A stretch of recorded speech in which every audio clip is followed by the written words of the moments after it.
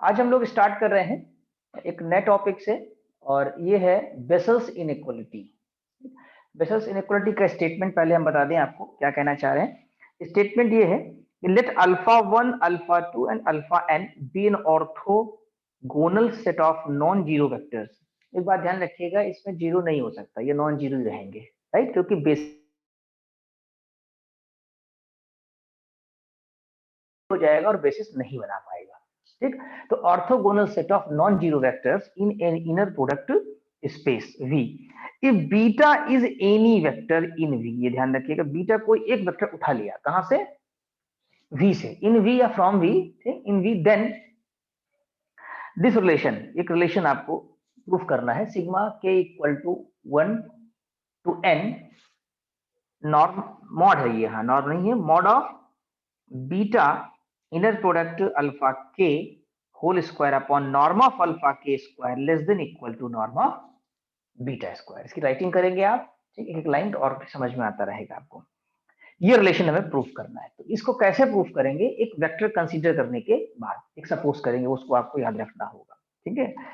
तो देखिए, given b is equal to alpha 1 alpha 2 alpha n be an orthogonal basis for inner product space IPS का मतलब यहाँ लिखा है शॉर्ट में inner product space V, given that beta is any vector in V, let us take gamma equal to beta। ये हमने suppose किया, यहाँ पर एक वेक्टर ले लिया है, ठीक है। ये पीछे हम बता भी चुके हैं किस तरह से आपको करना है और याद भी रखना होगा इसको, ठीक है। इसको ऐसे कर लीजिए,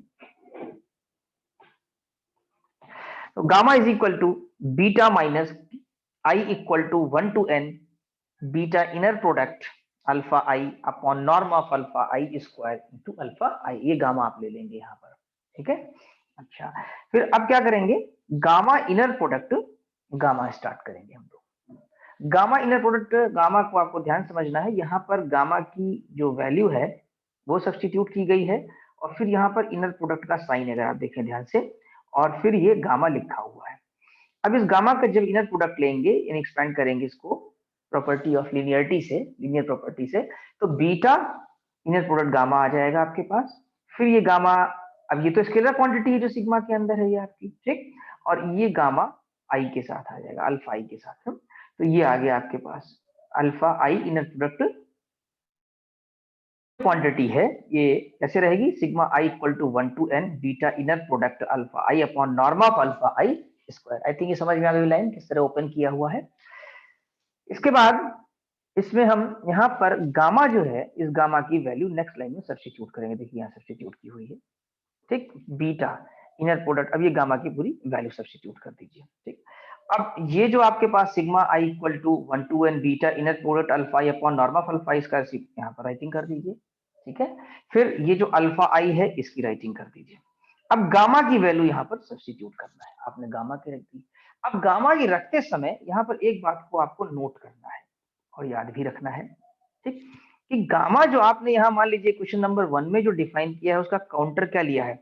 आई equal to 1 to n।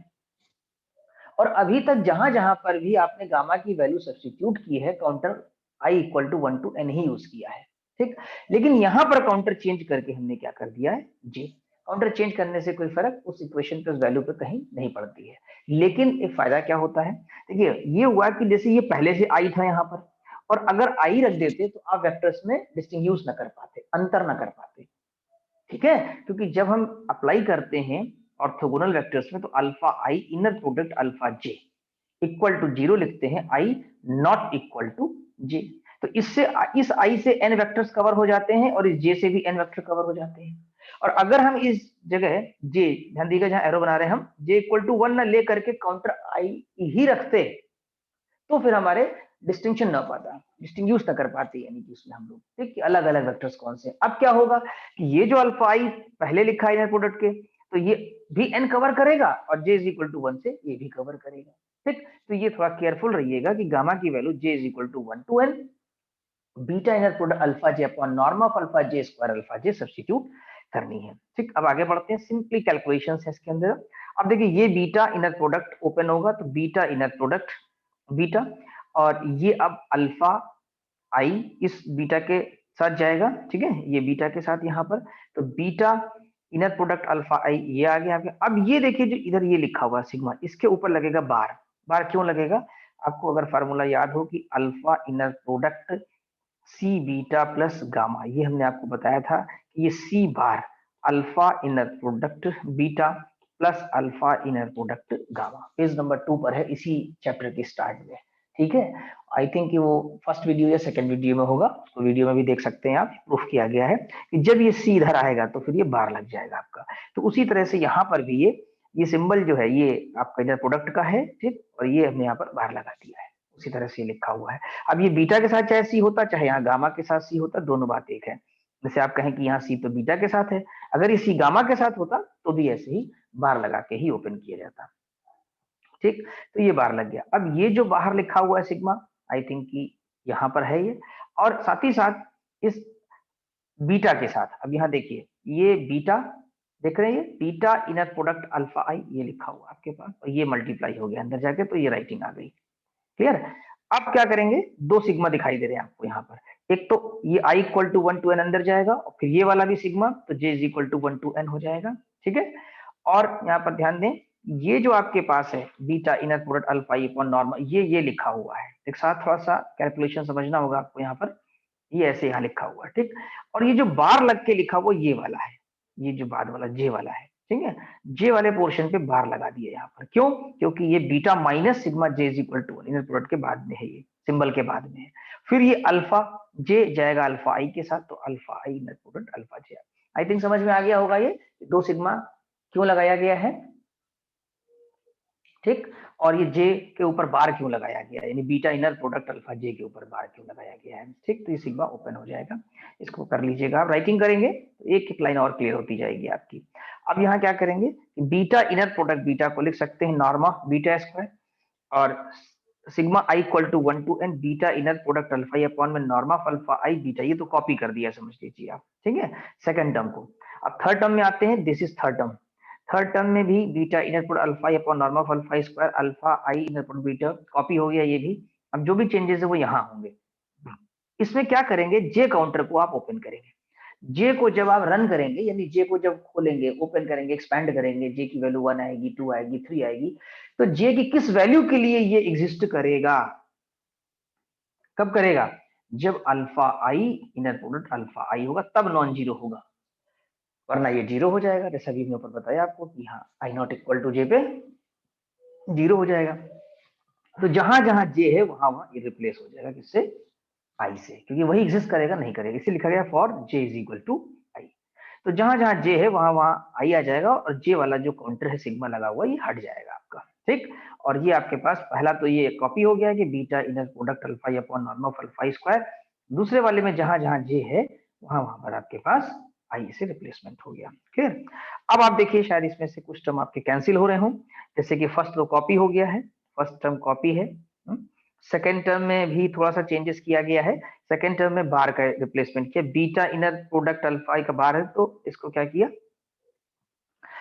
Beta inner product alpha I upon norm of alpha square beta. हाँ, तो ये इसको आगे पीछे लिख लिया, उससे कोई दिक्कत नहीं, ये लाइन यहाँ लिखी है, ये यहाँ पर लिखी हुई है, उससे कोई दिक्कत नहीं। ठीक, और आई थिंक ये कुछ कैंसिल भी हुआ है इसमें, बीटा आई थिंक ये नहीं लिखा है ना, ये बल्कि कैंसिल किया है। एक सेकेंड, ये यहाँ पर कैंसिल हो गया है, ये सेकेंड टर्म, रुकिए एक मिनट, ये थर्ड टर्म और ये फोर्थ टर्म, आई थिंक ये फोर्थ कैंसिल हुआ है आपका सेकेंड के साथ जाकर के। देखिए क्यों, क्योंकि नॉर्म ऑफ अल्फा आई और ये जो है ना ये भी तो नॉर्म बनाएगा, नॉर्म ऑफ अल्फा आई इसका, तो सेकंड और फोर्थ जो है वो कैंसिल हो गया है आपका। अच्छा, ये जो टर्म आया है अब सेकंड न्यू लाइन में, वो ये थर्ड वाला आया है यहाँ पर। कैसे आया, ध्यान दें, बीटा इनर प्रोडक्ट अल्फा आई, हाँ ये जो ऊपर लिखा है वो ये लिखा है, और अल्फा आई इनर प्रोडक्ट बीटा को बार लगा के लिख लिया। ठीक, बीटा इनर प्रोडक्ट अल्फा, बार लगाने से फायदा क्या हुआ, देखिए जेड जेड बार पढ़ा था ना आपने कि मॉड जेड स्क्वायर होता है, उसी के अकॉर्डिंगली ये हो जाएगा, ये तो नॉर्मल बीटा और ये दोनों मिलकर के यानी बीटा इनर प्रोडक्ट अल्फाई मिलके बना देंगे mod of beta inner product alpha I का स्क्वायर। ठीक, तो चार टर्म्स से कट करके दो रह गए आपके पास और वो मॉड में कन्वर्ट हो गया। फिर नॉर्म ऑफ गामा स्क्वायर जो होगा greater than equal to zero होगा, नॉर्म निगेटिव हो नहीं सकता, बस जीरो ही हो सकता है अधिक से अधिक। तो इसका मतलब ये हुआ कि ये क्वांटिटी आपकी जो है ग्रेटर देन इक्वल टू 0 हो जाएगी, राइट। तो ये लिखिए greater than equal to 0, that is आपका ये जो पार्ट है यानी sigma k is equal to 1 2। अच्छा k कर लिया, काउंटर चेंज कर लिया, i के बजाय यहाँ पर k कर लिया है, इससे कोई दिक्कत नहीं क्योंकि आपको रिजल्ट k के फॉर्म में लाना था, ठीक है। और लगाया नहीं, वैसे लगाने काउंटर लगा दीजिए, k is equal to 1 to n beta inner product, ठीक। तो ये पार्ट लेस में चला जाएगा, k equal to 1 to n beta inner product alpha k square upon norm of alpha k square less than equal to beta square, यही आपको prove करना था, ठीक है। तो एक बार राइटिंग करने से ये बहुत स्ट्रांग हो जाएगा आपका। इसमें एक रिमार्क भी लिखा हुआ है बेसिस थ्योरी का, जिसे कहते हैं another form of basis inequality. ये बीटा एक आपको बीटा के ये बी होना चाहिए एक्चुअली में basis set, alpha 1 alpha 2 alpha n is any ortho normal basis, ये ध्यान रखिए, यहाँ ऑर्थो नॉर्मल है और जो अभी आपने ऊपर पढ़ा था उसमें ऑर्थो गोनल था, ठीक है। तो orthonormal for inner product space and beta is in V, then k equal to 1 to n beta mod of beta inner product alpha के square less than equal to beta norm beta square, right. तो actually में देखें तो जो अभी आपने ये वाली प्रूफ की थी ना, जहां पेन चला ध्यान दीजिएगा सर्किल खींचा, इसमें नॉर्म जो है वो 1 हो जाएगा बस, क्योंकि ऑर्थोनॉर्मल है। तो आपको पूरा प्रूफ समझिए यही करना पड़ेगा जो ऊपर प्रूफ किया हुआ है, बस उसमें लास्ट में जाकर के आप रख देंगे कि सिंस नॉर्म ऑफ अल्फा के इज इक्वल टू 1, क्यों, क्योंकि ये ऑर्थो नॉर्मल है, बिकॉज फिर लिख देंगे कि because B is the set of orthonormal basis, because B is set of basis, right. तो ऑर्थो नॉर्मल की वजह से ऐसा हो जाएगा। तो इसको रिमार्क के बाद देख लीजिएगा, राइटिंग कर लीजिएगा। अब आते हैं हम लोग ऑर्थोगोनल कॉम्प्लीमेंट में। तो ऑर्थोगोनल कॉम्प्लीमेंट में क्या होता है ये हम आपको बता दें। जैसे मान लीजिए कि कोई वेक्टर स्पेस V है आपके पास, ठीक, और एक सेट S है। इस सेट S में कुछ वेक्टर्स आपने ले लिए, जैसे सपोज करिए कि आपने अल्फा 1 अल्फा 2 से अल्फा n ही ले लिए, इन्हीं वेक्टर्स हैं ये। अब S परपेंडिकुलर जिसे पढ़ सकते हैं आप, S परपेंडिकुलर कहते हैं, उसे ही ऑर्थोगोनल कॉम्प्लीमेंट कहते हैं। V में तो बहुत से वेक्टर्स हैं, अल्फा है, बीटा है, और जितने ये S वाले हैं वो भी हैं, कि S सबसेट है किसका, V का। V तो पैरेंटल सेट है, मेन सेट है हमारा, S उसका सबसेट है। फिर हम बना रहे हैं S परपेंडिकुलर। तो एक्चुअली में S परपेंडिकुलर में S के वेक्टर्स नहीं आएंगे, कहां से आएंगे फिर, वो आएंगे V से चल करके। कहां से आएंगे, V से, S परपेंडिकुलर में।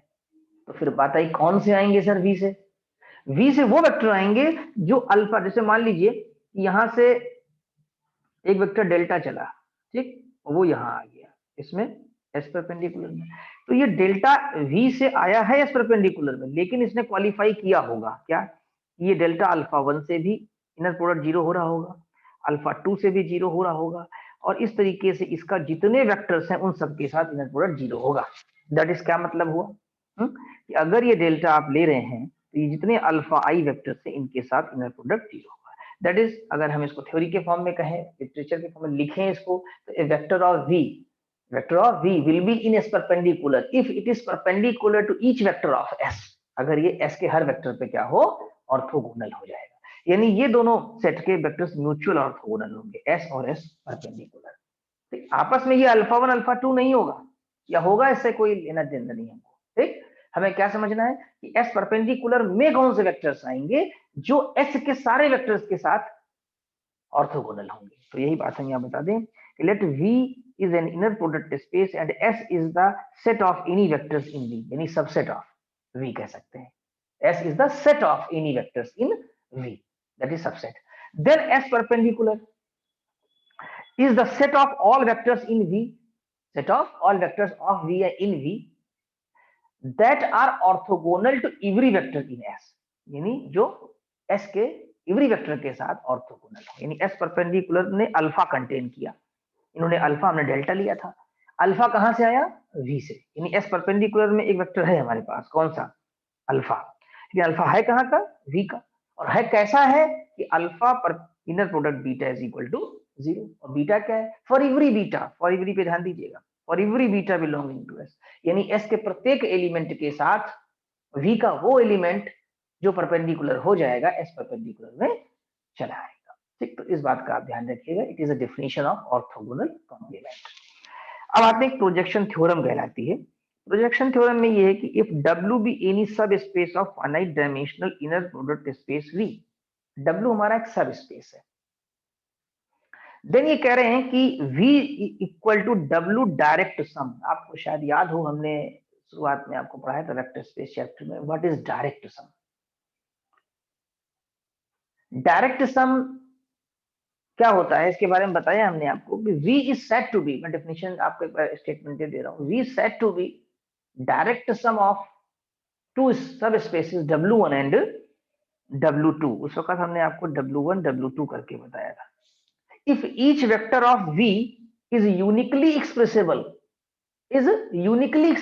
As a sum of the vectors of W1 and W2, यानी जो V हमारा V का जितना भी वेक्टर है वो W1 और W2 के वेक्टर्स के यूनिकली सम में आना चाहिए। यानी इसका जो एक वेक्टर हम ले लें कहाँ का, अगर हम अल्फा लेते हैं V का और अल्फा इज इक्वल टू लिखते हैं अल्फा 1 अल्फा 2, तो अल्फा 1 कहाँ बिलोंग करना चाहिए, W1 में, और अल्फा 2 कहाँ होना चाहिए, W2 में। ये हर each vector for every alpha belonging ये होल्ड करना चाहिए, तब हम बोल पाएंगे, लिख पाएंगे कि V is equal to W1 direct sum W2 if each vector of V is uniquely expressible as a sum of the elements of W1 and W2। तो यहां पर भी हमें प्रूफ करना है कि V W1 और W2 के सम के बराबर होता है। एक्चुअली में जैसे जितने वेक्टर यहाँ आ जाएंगे, बात ऐसे भी लॉजिकली सही भी है, समझने वाली भी है, कि जो S में आ जाएंगे उनको छोड़ के ही तो इस परपेंडिकुलर में आएंगे, क्योंकि परपेंडिकुलर है ना वो उसके ऊपर, तो बट जाएंगे एक प्रकार से, आधे इधर चले गए आधे उधर चले आए, यानी V के एलिमेंट बट गए S और S परपेंडिकुलर, और इस प्रकार से बटे कि V का कोई भी वेक्टर लिया जाएगा तो वो S और S परपेंडिकुलर के सम के बराबर आ जाएगा, यानी वेक्टर ऑफ V। ठीक, तो अभी हम यहाँ प्रूफ करेंगे इस थ्योरम में कि any vector of V is expressible as a sum of W and W perpendicular and that should be unique, और W perpendicular is orthogonal complement of W। और फिर ये तो बहुत सिंपल है कि परपेंडिकुलर W परपेंडिकुलर का फिर परपेंडिकुलर लेंगे तो फिर वो W के इक्वल आ जाएगा। ठीक है, तो ये तो ऐसे ही हुआ जैसे कि हम लोग ने कॉम्प्लीमेंट लिया, फिर कॉम्प्लीमेंट का कॉम्प्लीमेंट ले लिया जाकर के, या ट्रांसपोज का ट्रांसपोज लेते हैं तो मैट्रिक्स वापस आ जाती है, इस तरीके से हो गया। तो अब स्टार्ट कर रहे हैं यहाँ पर हम लोग, और डायरेक्ट सम के लिए एक प्रॉपर्टी भी होती है, नीचे हम आपको बताएंगे जब प्रूफ में आ जाएगा। पहले वेक्टर को हम लिखेंगे और बाद में उसकी यूनिकनेस के लिए हम बताएंगे कि यूनिकनेस के लिए क्या करते हैं। तो दो स्टेप में है यहाँ पर, एक वेक्टर बीटा को हम लोग एक्सप्रेस करेंगे। तो यहाँ पर आप मान चलिएगा कि हम लोग यहाँ पर एक वेक्टर बीटा ये लिखा हुआ देख रहे हैं, इसी बीटा को हम दिखाएंगे। तो पहले पढ़ते हैं इसको, ध्यान देखिए। Let V is an inner product space of dimension n dimension का है। ठीक है, डायमेंशन ऑफ V कितनी दी हुई है यहाँ पर, dimension of V is equal to n। इसका मतलब है बेसिस सेट होगा जिसमें n वेक्टर्स होंगे जो कि लिनियरली इंडिपेंडेंट होंगे और V को स्पैन कर रहे होंगे। एंड W इज ए सब स्पेस ऑफ V, W क्या है, सब space of V of dimension m। थोड़ा कम होती है डायमेंशन इसकी, बराबर भी हो सकती है लेकिन ज्यादा कभी नहीं हो सकती, dimension m।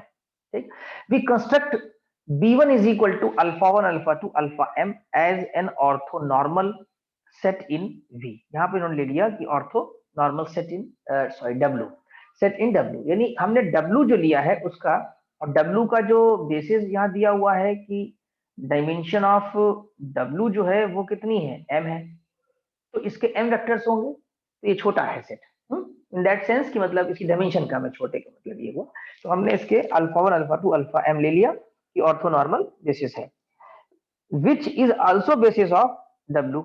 By extending the vectors of B1, we can construct the basis B is equal to alpha 1 to alpha m and alpha m plus 1 to alpha m as orthonormal basis of V, right? Because जो सब space है उसके basis जो होंगे वो parental set V के basis के part होंगे, तो ये एक्सटेंशन थ्योरम कहलाती है। तो W में जो बेसिस आपने लिया उसी में कुछ वेक्टर्स और बढ़ जाएंगे और बढ़ करके वो बना देंगे डायमेंशन किसकी, V की। तो इसमें हम लोगों ने n वेक्टर्स ले लिया है, अल्फा 1 अल्फा 2 से लेके अल्फा n।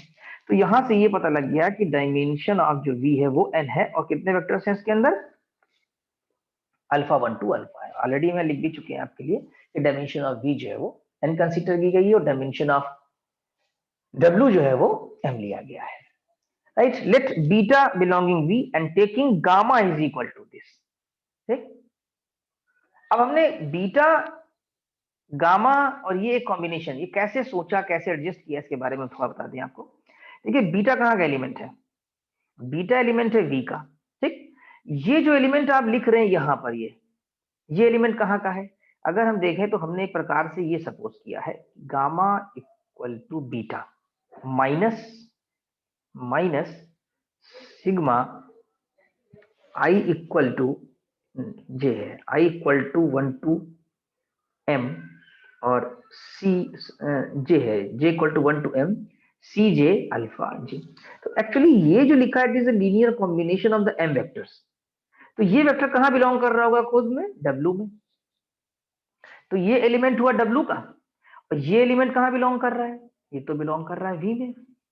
तो अल्टीमेटली इसको कहां दिखाना होगा, जो हमने कंसीडर किया है इस बात पे गौर करना है। हम इसको दिखा देंगे कि ये बिलोंग कर रहा है, ये बिलोंग कर रहा है W परपेंडिकुलर में।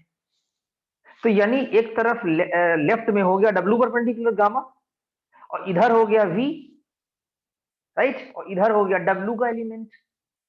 तो देखा जाए तो V is equal to W plus W perpendicular बना कि नहीं बना। एक आउटलाइन दी है मैंने आपको कि हमने गामा कैसे सोचा और गामा का करना क्या है।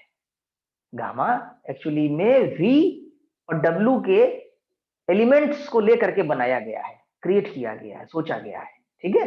तो अभी हमने गामा डिफाइन कर लिया है अपने मन से, जिसमें V का एलिमेंट है और माइनस में W का एलिमेंट है। ये नीचे क्लियर होगा आपको जब हम लोग एक्सप्लेन करेंगे, लेकिन हमने यहाँ पहले ही कर दिया आपको, नीचे राइटिंग में कर देंगे। Then gamma inner product alpha के। अब इस वेक्टर को ले कहां जाना है, गामा को, मैंने बताया आपको गामा को ले जाना है W परपेंडिकुलर में। तो W एक सेट हुआ, W परपेंडिकुलर दूसरा सेट हुआ। तो W परपेंडिकुलर में वही एलिमेंट जाएंगे जो W के साथ ऑर्थोगोनल होंगे, W परपेंडिकुलर में वही वेक्टर्स जाएंगे जो W के साथ परपेंडिकुलर होंगे। अब W में तो इनफाइनाइट एलिमेंट्स हैं, तो हम इनफाइनाइट एलिमेंट्स के साथ चेक नहीं करेंगे। वो इनफाइनाइट एलिमेंट्स किससे बने हुए हैं, बेसिस से बने हुए हैं। किसके बेसिस से, W के ही। तो हम इसके बेसिस के साथ चेक कर लेंगे। एक्चुअली गामा तो हमारा V से ही आया है, गामा कहीं और से नहीं आया है, V के पेरेंटल सेट है हमारे पास, ठीक। तो गामा की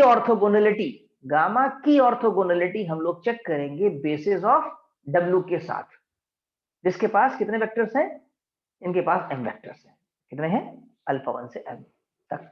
तो W का जो बेसिस सेट है उसके वेक्टर्स के साथ अगर गामा की ऑर्थोगोनलिटी आ गई तो गामा चला जाएगा कहां, W perpendicular. We will say कि बिलोंग कर रहा है। तो लेट अस एग्जामिन, चलिए चेक करते हैं इसको। तो गामा इनर प्रोडक्ट अल्फा के, अब गामा की वैल्यू पुट कर दी जो आपने डिफाइन किया है, और इनर प्रोडक्ट अल्फा के लिया। अल्फा के वेक्टर्स हैं 1 से लेकर m तक संख्या में। अब अल्फा के बीटा के साथ और अल्फा के यहाँ पर अल्फा जे के साथ इनर प्रोडक्ट आया, एक लाइन ये आई और एक आपका ये आ गया इनर प्रोडक्ट, ठीक। अल्फा जे इनर प्रोडक्ट अल्फा के, और इसी लाइन को थोड़ा सिग्मा बाहर करके लिख दिया तो ये आ गया। अब यहाँ पर जे को रन कराइए, जे को ओपन करिए, तो यहाँ पर डेफिनेशन लिखी है कि जब जे यहाँ पर एक्चुअली में, और ये थोड़ा सा रॉन्ग है, यहाँ पर नॉट इक्वल टू यहाँ होना चाहिए, आई नॉट इक्वल टू जे, और ये इक्वल टू होना चाहिए। आई इक्वल टू जे पे क्या हो जाएगा, 1 हो जाएगा। ऑर्थो नॉर्मल है, ये हमने ऑर्थो नॉर्मल बेसिस कंसीडर किया है। अब क्या करेंगे, जे को जब आप रन कराएंगे तो जे चेंज हो जाएगा हमारा, किससे, के से, ठीक है। तो जे हमारा रिप्लेस हो जाएगा के से, क्योंकि जब जे की वैल्यू के होगी तभी एग्जिस्ट करेगा, वरना नहीं करेगा। और जब यहां पर हो जाएगा जे इक्वल टू के, तो अल्फा के फिर 1 हो जाएगा, क्योंकि आई इक्वल टू जे पे, जे इक्वल टू के पे 1 हो जाता है, ठीक है। जब सेम इंडेक्स हो जाएगी के तो ये हो जाएगा 1 आपका जाकर के, अल्फा के 1। खाली बचेगा क्या, बीटा इनर प्रोडक्ट अल्फा के, तो जे फॉर के हट जाएगा, और इधर भी बीटा इनर प्रोडक्ट अल्फा के, तो ये आपको कट करके 0 दे देगा। तो इसने क्या शो किया, which shows that gamma is orthogonal to alpha 1 alpha 2 alpha m। इस बात पे ध्यान दीजिएगा, गामा जो है alpha 1 alpha 2 alpha m vectors पे है, यानी कि W के सारे वेक्टर्स पे है, क्योंकि W के सारे वेक्टर्स को रिप्रेजेंट करने वाला कौन, उसका बेसिस सेट, चाहे उसमें 4 एलिमेंट हो, चाहे 5 हो, चाहे m हो। इनफिनाइट एलिमेंट्स को तो लिख नहीं सकते, उसको रिप्रेजेंटेटिव को लिख सकते हैं, उसका रिप्रेजेंटेटिव, उसको बनाने वाला, उसको स्पैन करने वाला कौन, alpha 1 2 alpha m। Hence gamma जो है वो बिलोंग कर गया किसमें, W परपेंडिकुलर, राइट। तो ये तो गामा आ गया। द वेक्टर दिस, ये जो वेक्टर आपने यहाँ माइनस में करके लिखा था मैंने पहले समझा रखा है, दोबारा फिर आ रहा, समझिए ध्यान से। The vector j is equal to 1 to m beta inner product alpha j is a linear combination of vectors in B1। यही बात जो मैंने आपको यहाँ बताई थी, ये लीनियर कॉम्बिनेशन है, जो हमने यहाँ C के फॉर्म में लिख लिया था, ये तो कहा था कि लीनियर कॉम्बिनेशन है, बिलोंग कहाँ करेगा, W में। तो ये वेक्टर कहाँ बिलोंग कर जाएगा, so vector this belongs to W, ये वेक्टर हमारा W में बिलोंग कर जाएगा। तो फ्रॉम 1 बीटा कैसे लिख सकते हैं आप, जो इक्वेशन नंबर आपके ऊपर 1 ये बनी है, देख रहे हैं 1 बनाई गई है, ठीक है, इस 1 पे ध्यान दीजिए। इसमें से बीटा हम ले आए लेफ्ट, बीटा को रोक लिया और उसको निगेटिव वाले को लेफ्ट में लाके पॉजिटिव कर लिया, ठीक है। तो बीटा इज इक्वल टू, ये राइटिंग कर लिया आपने, और ये beta is the sum of this vector and this vector, और ये वेक्टर है कहाँ का, W का, और ये कहाँ W परपेंडिकुलर, यानी बीटा बिलोंग कर गया किसमें, W प्लस W परपेंडिकुलर में, क्योंकि तो बीटा जो है दोनों का समेशन हो गया, किसके समेशन हो गया, W वेक्टर के और W परपेंडिकुलर वेक्टर का। तो beta is the sum of two vectors which are the members of W and W perpendicular, right. अब बीटा को कर दिया, इसका मतलब सारे एलिमेंट्स आप कर सकते हैं, any element of V can be shown, इसका मतलब सारे एलिमेंट V के समेशन में आ जाएंगे, किसके, W और W परपेंडिकुलर के, यानी कि V जो होगा वो सबसेट बन जाएगा W प्लस W परपेंडिकुलर का। V is the subset of, because all elements can be shown sum of the W and W perpendicular vectors, right। एक इक्वेशन नंबर सेकंड आ गई। अच्छा, अब ये तो आप जानते ही हैं कि W सब स्पेस है, W परपेंडिकुलर भी सब स्पेस है। अगर W परपेंडिकुलर हम लोगों ने नहीं प्रूफ किया तो हम प्रूफ करा देंगे आपको कि W परपेंडिकुलर भी सब स्पेस होता है। अब दोनों को जोड़ देंगे तो भी सब स्पेस बनेगा, और जो सब स्पेस बनेगा वो फिर V का हो जाए, ये लीनियर सम कहलाता है। W प्लस W परपेंडिकुलर जो नॉर्मल लिखते हैं इसको भी लीनियर सम कहते हैं, दिस कॉल्ड, पीछे की वीडियोस देखिए आप लोग, लीनियर सम कहलाता है, ठीक है। लेक्चर नंबर 5-6 है शायद वेक्टर स्पेस का, वहां पर वीडियोस ओपन करें और रिवीजन करें। तो ये लीनियर सम हुआ, तो लीनियर सम हमेशा जो है वो सब स्पेस होता है, तो यही W plus W perpendicular is the sub space of V। तो क्वेश्चन नंबर 2 बता रही है कि V सबसेट है, और W plus W perpendicular subset है V का, थर्ड बता रही है, थर्ड और सेकंड अगर दोनों ले लिया जाए तो V is the linear sum of W plus W perpendicular, हो गया। अब आप कहेंगे सर ये तो हमें दिखाना था डायरेक्ट सम, तो लीनियर सम कैसे। अब डायरेक्ट सम जो होता है उसमें ये होता है कि यूनिकनेस होनी चाहिए, यानी V जो है वो W1 और W2 का तभी बन पाएगा डायरेक्ट सम जब उसमें यूनिकनेस हो, ठीक है, यानी कोई एलिमेंट कॉमन ना हो। अगर W1 W2 में एलिमेंट कॉमन हो जाएंगे तो यूनिकनेस नहीं आएगी, ये हमने आपको पुराने वीडियोस में बताया है, जहां डायरेक्ट सम एक्सप्लेन किया है वहां जाकर आप देखिएगा, 10 मिनट का ही कम से कम लेक्चर है कि यूनिकनेस कैसे होती है, वहां पर कॉमन क्यों नहीं हो सकते एलिमेंट, ठीक है, वहां एक एग्जाम्पल से समझाया हुआ है मैंने, ठीक है, तो उसको रिविजन करिए। तो आप कहेंगे सर कोई कॉमन नहीं होता, नहीं होता है, एक एलिमेंट कॉमन होता है W1 W2 में, वो है जीरो वेक्टर, वो क्या है, जीरो वेक्टर। अगर केवल जीरो वेक्टर कॉमन है तब तो यूनिकनेस आएगी, अगर जीरो वेक्टर के अलावा कोई भी वेक्टर W1 W2 में कॉमन निकल आया तो डायरेक्ट सम पॉसिबल नहीं है, तब डायरेक्ट सम पॉसिबल नहीं है। तो अभी हम इसमें एक जनरल वेक्टर मान लेते हैं कि let alpha belongs W1 intersection W perpendicular, हम दिखा देंगे कि अल्फा जीरो है, जीरो वेक्टर है, कैसे, देखिए अल्फा किसमें बिलोंग करेगा, W में, अल्फा बिलोंग किसमें करेगा, W परपेंडिकुलर में। तो इसका मतलब क्या हुआ, इन दोनों का इनर प्रोडक्ट क्या होना चाहिए, zero, because W perpendicular contains those vectors of V which are perpendicular to each vector of W। तो इसका मतलब है कि ये जीरो हो जाना चाहिए। अब ये जीरो है तो ये तभी पॉसिबल है, नॉर्म कब जीरो होता है, ये तो देखा जाए नॉर्म स्क्वायर हो गया, norm of alpha square is equal to zero, norm of alpha square zero मतलब अल्फा खुद जीरो रहा होगा, तो इसका मतलब जीरो, यानी इंटरसेक्शन में एक ही वेक्टर तो आया, क्या, जीरो वेक्टर, वेक्टर का सिंबल नहीं लगा, लगा दीजिए जीरो वेक्टर। इसका मतलब हुआ कि V जो है W प्लस W परपेंडिकुलर का डायरेक्ट सम है। आई थिंक समझ में आ गया होगा। अब हम लोग थ्योरम का सेकंड पार्ट करेंगे।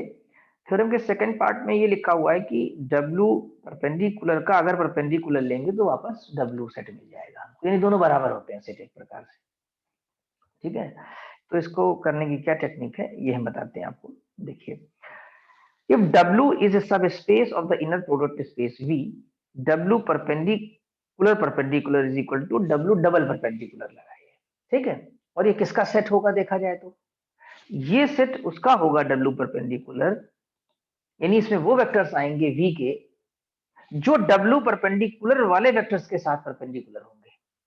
शब्दों पे ध्यान दीजिएगा, W perpendicular या W double perpendicular is the set of those elements of V which are perpendicular to each vector of W perpendicular, right? तो यानी अगर कोई गामा है W डबल परपेंडिकुलर में तो वो गामा इनर प्रोडक्ट उसका जीरो हो रहा होगा किसके साथ, each vector of W perpendicular, each vector beta, that is for every beta belonging to W perpendicular, ठीक है। तो अब हमने क्या किया कि यहां पर एक वेक्टर लिया है टेकिंग अल्फा बिलोंगिंग W, तो अल्फा इनर प्रोडक्ट बीटा क्या हो जाएगा, zero for every beta belonging to W perpendicular, right. तो वेक्टर तो वो था अल्फा W में, लेकिन उसकी परपेंडिकुलरिटी किससे निकल आई, बीटा बिलोंगिंग W परपेंडिकुलर।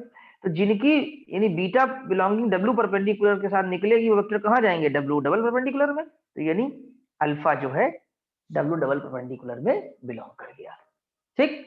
क्यों, क्योंकि इस अल्फा की इनर प्रोडक्ट जीरो आ रही है किसके साथ, और every vector of beta belonging W perpendicular, क्योंकि ये भी डिफिनेशन को फॉलो करेगा यहाँ पर, क्योंकि ये भी परपेंडिकुलर में और ये नॉर्मल W में है अल्फा, और ये बीटा W परपेंडिकुलर में, तो आपस में इनका भी जीरो हो जाएगा। तो डिफिनेशन का ही हम लोगों ने यूज किया है। तो यानी कुल मिलाकर के W के सारे वेक्टर चले गए W डबल परपेंडिकुलर में, ठीक है। W के सारे वेक्टर चले गए W डबल परपेंडिकुलर, यानी W हो गया हमारा subset of W double perpendicular. Question 1 बन गई हमारी, ठीक।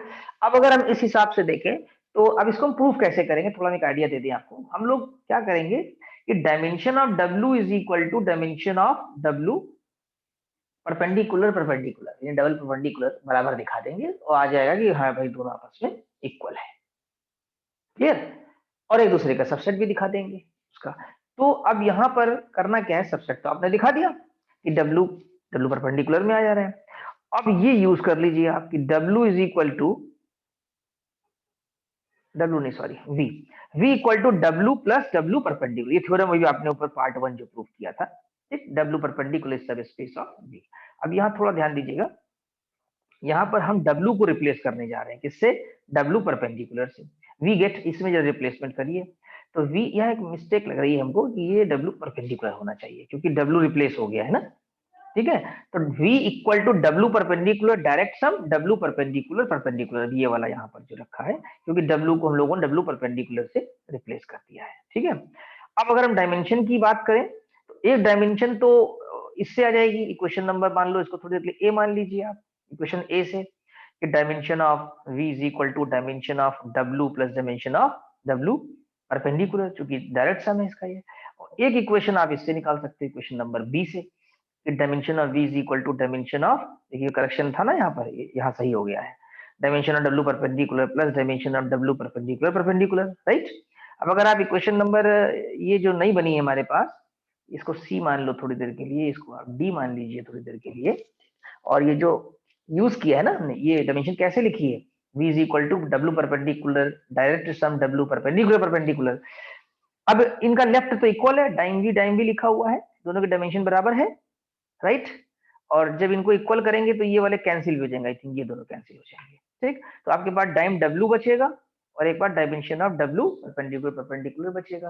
तो फ्रॉम 1 और 2 का जब सिंप्लीफिकेशन करेंगे तो दोनों की डायमेंशंस सेम आ जाएंगी, और इसका मतलब ये हुआ कि W is equal to W double perpendicular, ठीक। आई थिंक समझ में आ गया होगा इसको, बस एक बार राइटिंग कर लेंगे तो पूरा स्ट्रांग हो जाएगा।